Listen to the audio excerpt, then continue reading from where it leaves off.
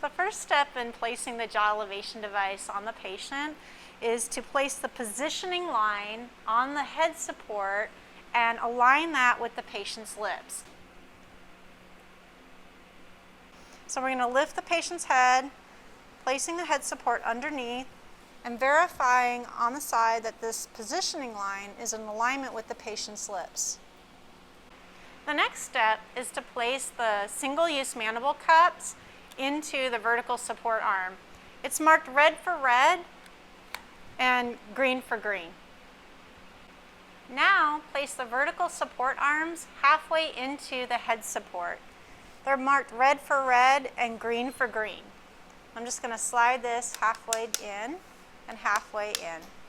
At this point, it's very important to depress the A button on top of the vertical support arms, lowering the mandible cups into their most low position. After sedating the patient, you want to elevate the patient's jaw and verify that you have end-tidal CO2 on your monitor. While maintaining this position, go ahead and slide the vertical support arm in towards the patient's angle of his mandible, which I'm palpating. Make sure that the pad cradles underneath the angle of the mandible. While holding this position constant, swap hands and slide in the other support arm right underneath the angle of the mandible. If necessary, you can adjust the jaw elevation device by pushing button A on the top of the vertical support arms and adjusting the mandible cups. This way you can maximize your end-tidal CO2 and validate that you have end-tidal CO2 waveform on your monitor. The JED also has two channels right and left on each mandible cup.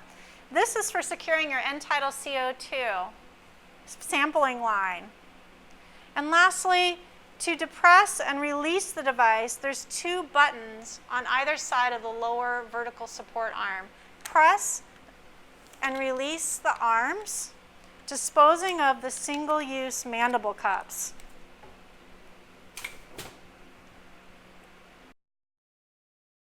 The JED can be used on any jaw 10 to 21 centimeters in width.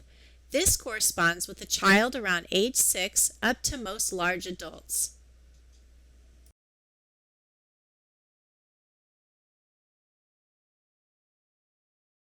Once you lie the patient's head down on the head support, verify the positioning line is in alignment with the patient's lips.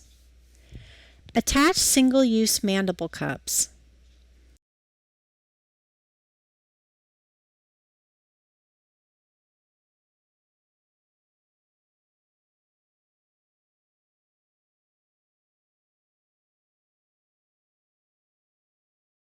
While applying the JED arms, it may be necessary to palpate where the angle of the mandible is located on the obese patient. Adjust the cups if necessary. Dispose of the single-use mandible cups.